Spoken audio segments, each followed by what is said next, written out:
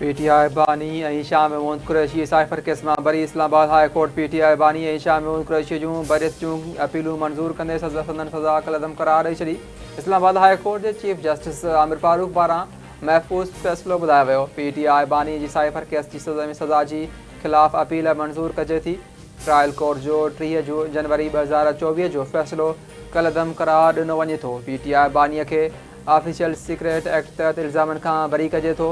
अदालत पीटीआई बानी ऐं शाह महमूद कुरैशी जी बरियत जो लिखत में फ़ैसिलो बि जारी करे छॾियो। अदालत हुकुम ॾिनो आहे त पीटीआई बानी कंहिं ॿिए केस में गिरफ़्तार नाहे त खेसि आज़ादु कयो वञे। ट्रायल कोर्ट जी तरफ़ां साइफर केस में पीटीआई बानी ऐं शाह महमूद कुरैशीअ खे 10 साल क़ैद जी सज़ा ॿुधाई वई हुई।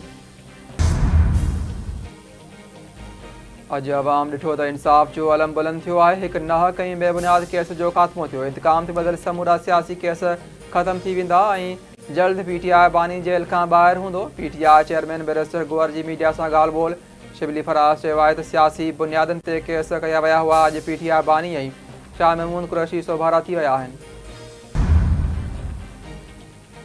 अदालत साइबर केस खे क़ौमी सलामतीअ खे नज़र में रखंदे ॾिसे हां मख़सूस पार्टी ऐं शख़्सियत जे लाइ नरम फ़ैसिला अची रहिया आहिनि। तफ़सीली फ़ैसिले खां पोइ अपील जो फ़ैसिलो प्रोसिक्यूशन खे करणो आहे। क़ानूनी मामलनि बाबति हुकूमत जे तर्जुमान बैरिस्टर अकील जी प्रेस कॉन्फ्रेंस। संदसि चवणु आहे त साइफर हिकु हक़ीक़त आहे जंहिंखे कूड़ करार नथो ॾेई सघिजे। क़ौमी सलामतीअ ते का बि सुदेबाज़ी नथी करे सघे। बैट जे निशान वारे फ़ैसिले ते अवाम खे गुमराह कयो वियो। आज़ाद उम्मीदवार पीटीआई में बि शामिल थी पई सघिया। का पाबंदी न हुई। सुप्रीम कोर्ट में मख़सूस सीटुनि बाबति केस जी ॿुधणी दौरान जस्टिस जमाल मंदोखेल जा रिमार्क्स। क़ौमी असेंबली जूं 22 ऐं सूबाई असेंबलियुनि जूं 55 सीटूं तकरारी आहिनि। सुन्नी इताद काउंसिल जे वकील फैसल सिद्दीकीअ जो अदालत में बयान। बेनिफिशरी पार्टियुनि मां का सुन्नी इताद काउंसिल जी हिमायत करे थी। चीफ जस्टिस काज़ी फाज़िसा जो पुछाणो मुस्लिम लीग नून पीपल्स पार्टी ऐं JUIF सुन्नी इताद काउंसिल जे अपील जी मुखालफ़त करे छॾी। केस जी ॿुधणी सुभाणे 11:30 वॻे ताईं मुलतवी। हुकूमती ख़र्च घटाइण जे हवाले सां जोड़ियल कमेटीअ कुझु सरकारी इदारनि खे ख़त्म ऐं कुझु खे ज़िम करण जी सिफ़ारिश करे छॾी। वज़ीर आज़म सदारत हेठि हुकूमती ढांचे जो काथो घटाइण बाबति अहम इजलास। हुकूमत ख़र्च घटाइण जे हवाले सां जोड़ियल कमेटीअ पारां पंहिंजी रिपोर्ट बाबति वज़ीर आज़म खे ब्रीफिंग। शहबाज़ शरीफ़ नाक़स कारकर्दगी ऐं करप्शन ते पाकिस्तान पब्लिक वर्क्स डिपार्टमेंट खे फौरी तौरु ख़त्म करण जी हिदायत करे छॾी। बिलावल भुट्टो ज़रदारीअ सां एंटी करप्शन खाते जे वज़ीर मोहम्मद बख्श महर जी मुलाक़ात। पीपल्स पार्टी चेयरमैन खे करप्शन ख़िलाफ़ जांच जे हवाले सां ब्रीफिंग।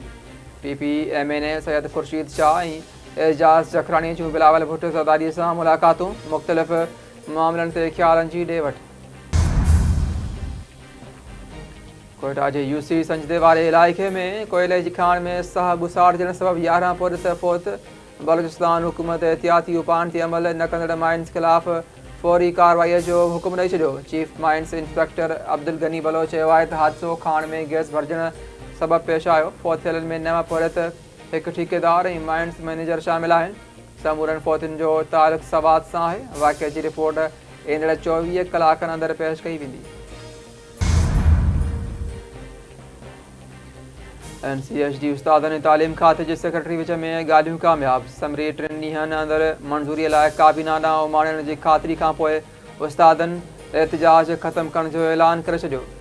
गिरफ़्तार कयल समूरा उस्ताद आज़ाद। कराची जे मुख़्तलिफ़ इलाइक़नि में ज़लज़लो। क्लिफ्टन डिफेंस सदर आया चंडीगढ़ रोड वारे इलाइक़े में ज़लज़ले जा झटका महसूस कया विया। मौसमियात खाते मूजिबि ज़लज़ले जी शिदत 3.2 रिकॉर्ड कई वई। ज़लज़ले जो मर्कज़ कराचीअ खां 15 किलोमीटर उत्तर ओभर वारो इलाइक़ो हो। ऐं T20 वर्ल्ड कप जी मैच में ॾखण अफ्रीका तां श्रीलंका खे 6 विकेटुनि तां शिकस्त। श्रीलंका पहिरीं बैटिंग कंदे 77 रन्सनि ते ढेर थी वई। लंकन टाइगर्स 8 रांदीगर डबल फिगर में बि न पहुची सघिया। ॾखण अफ्रीका 4 विकेटुनि जे नुक़सान ते 78 रन्सनि जो हदफ़ 17 ओवर में हासिल करे वरितो।